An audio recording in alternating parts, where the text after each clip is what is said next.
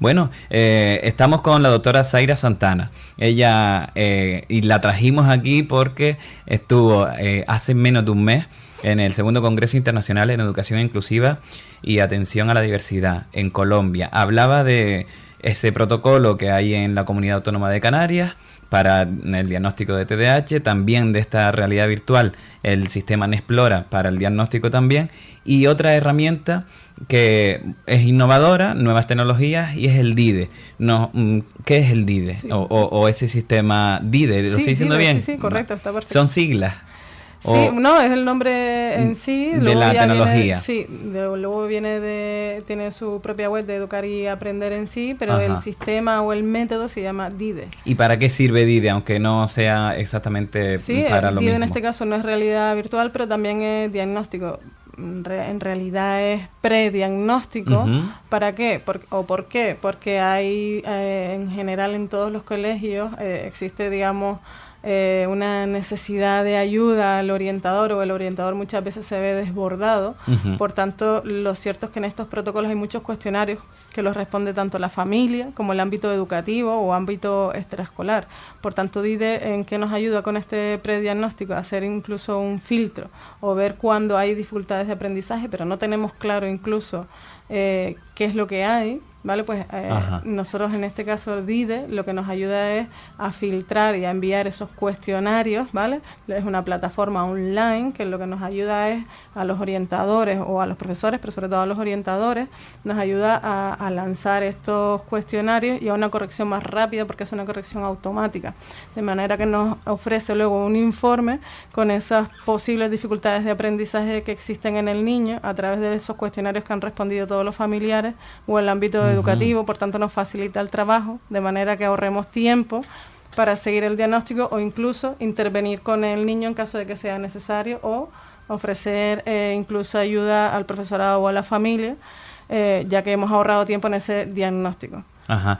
Sí, porque en diagnóstico tradicional todos esos cuestionarios o esas preguntas papel, o entrevistas en papel individualmente, y después el vaciado y el unir toda la información y corregirlo forma parte del trabajo de una persona. Sí, del orientador o del psicopedagogo, como es mi caso, es a quien le corresponde. Entonces, claro, con esta plataforma DIDE nos ayuda a hacer esto, de manera que luego decidamos si iniciamos ese protocolo o no de diagnóstico específico con el niño, pasándole esos test específicos, pero ya hemos ahorrado mucho tiempo previo para, como comentaba antes, pues poder iniciar este diagnóstico o ayudar a la familia y a los profesores, o incluso intervenir con el niño antes de seguir con ese diagnóstico específico. Y de esta herramienta DIDE también cuentan en la unidad de psicopedagogía, ¿verdad? Del Hospital de la Paloma. Vale, tenemos Nexplora y DIDE. Comentabas así, a la vez que hablábamos de DIDE, la posición de orientadores desbordados en los centros escolares. ¿Esto se da? Sí, de hecho es algo por desgracia, ¿no? Muy habitual, sí. Es que hablábamos por suerte, por desgracia, pero la verdad es que por suerte no. Por suerte no. Es por desgracia que muchas veces hay orientadores que están desbordados, o simplemente hay orientadores que, aunque suene mal decirlo, que están cansados muchas veces, o que bueno, creen que o estiman que hay unas necesidades más importantes que otras. Pero sí que es cierto que al final cada niño es importante, y para cada familia su niño es el importante. Es el más, claro. Correcto, entonces es complicado cuando te dicen que hay otros niños más importantes y que tienes que esperar un año. Exacto. Entonces, bueno, pues en este caso, por ejemplo, DIDE sí que nos ayudaría, o Nexplora también. Como comentábamos antes, la tecnología está ahí para ayudarnos a hacernos la vida un poquito más fácil, pero sí que hay muchos orientadores que les falta tiempo. También incluso tienen que rellenar a veces muchos papeles, burocracia y demás. Entonces, claro, le quitan tiempo existe esa burocracia gracias a que existe un protocolo que ayuda, pero a la vez entorpece a lo mejor el trabajo de un orientador o de un centro escolar. Sí, eso es cierto, y sobre todo porque es verdad que a veces también se une un poco estas dificultades con la competencia digital, las facilidades o no, la facilidad que tienen algunos profesores u orientadores para manejarse con los ordenadores o con algunos instrumentos que hoy en día son básicos y son necesarios para determinadas tareas. Incluso el mandar un correo electrónico Entonces, bueno, esto digamos que se suma, este gasto o estas dificultades con ordenadores, competencias y tal, se suma a estos papeles que tienen que rellenar. Entonces, claro, les falta tiempo.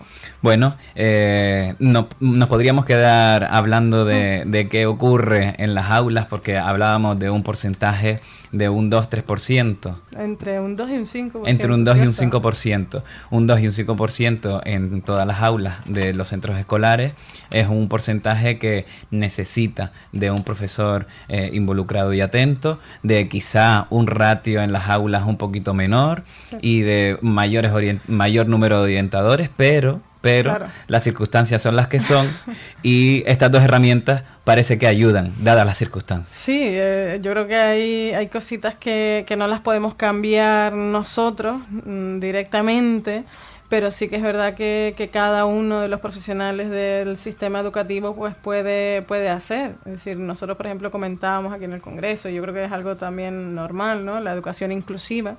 Depende un poco de lo que quiera hacer, del valor y de la voluntad que tengan los profesionales también, incluso luego evidentemente esa formación que tengan, pero incluso esta misma formación también va a depender mucho del profesional, porque sí que es cierto que hay algunas obligaciones en el sistema educativo que tienen que cumplir los profesionales, pero no, bueno, hay otras que dependen mucho de la voluntad del profesional, por tanto, bueno, necesitamos que para esta educación inclusiva y que todos tengan una buena educación, o que todos tengan esos recursos o contenidos adaptados a sus necesidades, necesitamos profesionales comprometidos para profesionales eso. Comprometidos y volcados, y el sistema que ayude todo lo posible. Correcto. Bueno, nos hemos quedado sin tiempo.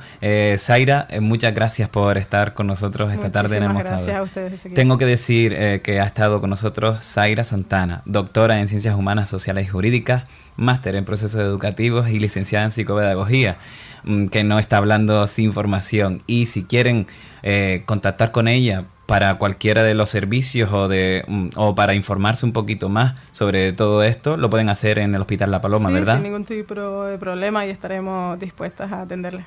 Pues muchas gracias, Zaira Santana. Muchísimas gracias, Ezequiel. Buena tarde. Buena tarde.